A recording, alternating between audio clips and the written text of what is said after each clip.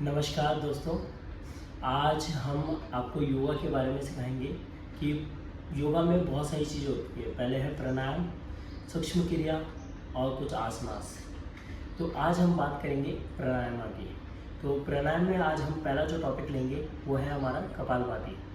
तो हमें कपालभाति कैसे करनी चाहिए, क्या क्या दिक्कतें आती है, उनको कैसे और अच्छे तरीके से करना चाहिए, उसके बारे में आज हम डिस्कस करेंगे। और कपालभाति के क्या फ़ायदे हैं वो भी आज हम देखेंगे। तो पहले हम ये देखेंगे कि हमको बैठना कैसे है। अगर आप पद्मासन में बैठ सकते हैं, मतलब एक पैर ऊपर रख के इसके बाद अगर दूसरा पैर भी अगर ऊपर रख सकते हैं, इसे हम पद्मासन बोलते हैं। सबसे अच्छा पोजीशन ये है पद्मासन के अंदर बैठना। अगर आप पद्मासन में नहीं बैठ सकते तो अर्ध पद्मासन में बैठने की कोशिश करें, जिसमें एक पैर ऊपर रहेगा, एक पैर नीचे रहेगा। अगर आप अर्ध पद्मासन में नहीं बैठ सकते हैं किसी जॉइंट्स की वजह से, तो आप इस सुखासन में बैठ सकते हैं, जिसमें दोनों पैर नीचे की तरफ रहेंगे। और सबसे बेस्ट पोजीशन अगर ये होगी कि आप सिद्धासन में बैठें, जिसमें आपके लेफ्ट पैर की एड़ी मूलाधार चक्र के पास रहेगी एंड दूसरे राइट पैर इस एड़ी के सामने की तरफ रहेगा। तो इससे आप बैठेंगे तो आपकी जो रीढ़ की हड्डी है वो एकदम सीधी रहेगी। जब भी आप प्राणायाम करें तो आपकी रीढ़ की हड्डी स्ट्रेट, स्पाइनल कॉर्ड को स्ट्रेट रखने की पूरी कोशिश करें। ठीक है। अब इन दोनों हाथों से ज्ञान मुद्रा लगाएंगे तो आपका जो थंब पार्ट है और जो इंडेक्स फिंगर है, इसका सिर्फ ये वाला पार्ट इस तरीके से टच होना चाहिए। इसको प्रेशर नहीं देना है, इस तरीके से प्रेशर नहीं देना है, सिर्फ टच होना चाहिए, स्लाइटली टच होना चाहिए। एंड 3 फिंगर्स इस तरीके से रहेगी, एक साथ मिलेगी।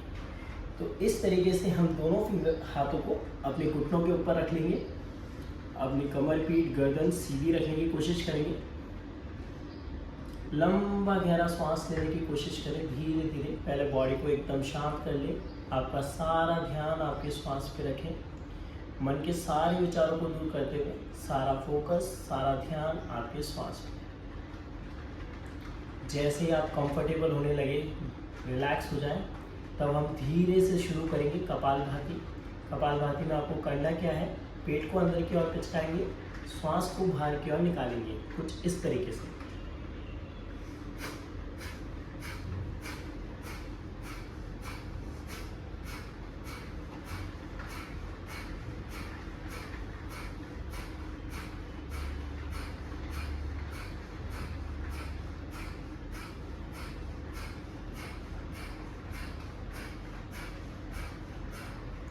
आपको इस तरीके से आपको पेट को अंदर की तरफ सक करना है और श्वास को बाहर की ओर फेंकना है। आपका सारा फोकस आपको पेट को अंदर पिचकाने में और श्वास को बाहर निकालने में होना चाहिए। आपको श्वास को लेने पे बिल्कुल फोकस नहीं करना है। आप इसको अभी इनिशियल स्टेज में आप 20-20 के 3 राउंड कर सकते हैं। तो 20-20 का एक सेट बना के 20 राउंड करें, मन में काउंट करें। आपको ओरली बोल के काउंट करने की ज़रूरत नहीं है, तो आप मन में इस तरीके से काउंट कर सकते हैं।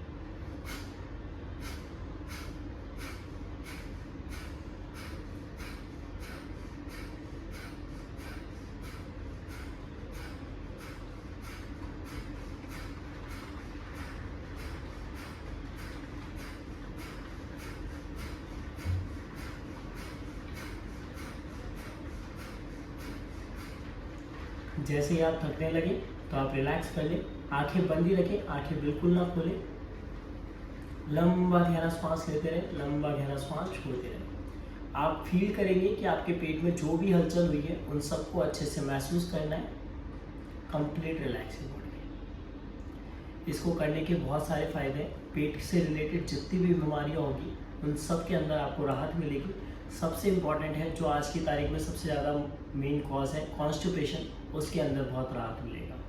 तो ये तो है, फ़ायदे तो बहुत है, बट हमको कब नहीं करना चाहिए उसका ध्यान रखना हमें सबसे ज़्यादा महत्वपूर्ण है। सबसे इम्पॉर्टेंट है, अगर आपको किसी भी तरीके का कोई पेट से रिलेटेड ऑपरेशन हुआ है तो आप ध्यान रखें कि आप इस कपालभाति को ना प्रयोग में लें। और दूसरा, अगर आपको हाई बीपी है, ब्लड प्रेशर की बीमारी है, तो भी आप कपालभाति ना करें। अगर आप करते हैं तो किसी भी इंस्ट्रक्टर के को ध्यान में रखते हुए करें। आपके सामने कोई भी आपका एक टीचर हो, उनके सामने करें, जैसा वो गाइड करे उसी के अकॉर्डिंग करें। अगर आप, कुछ लोग सीधा नीचे नहीं बैठ पाते किसी भी वजह से, घुटने में दर्द होने या पैर में दर्द होने की वजह से अगर आप नीचे नहीं बैठ पाते, तो आप इस तरीके का मसल उपयोग में लेके इधर लगाए और इसमें आप इस तरीके से बैठ सकते हैं और दोनों पैरों को, घुटनों को नीचे की तरफ डाउनवर्ड्स रखते हुए, आपकी बैक को स्ट्रेट रखते हुए इस तरीके से बैठ के भी आप प्राणायाम कर सकते हैं। अगर आप इस पे भी नहीं बैठ पाते हैं तो आप स्टूल का इस्तेमाल कर सकते हैं। दोनों हाथों को अपने घुटनों पे रखते हुए और आप सेम चीज कपालभाति शुरू कर सकते हैं।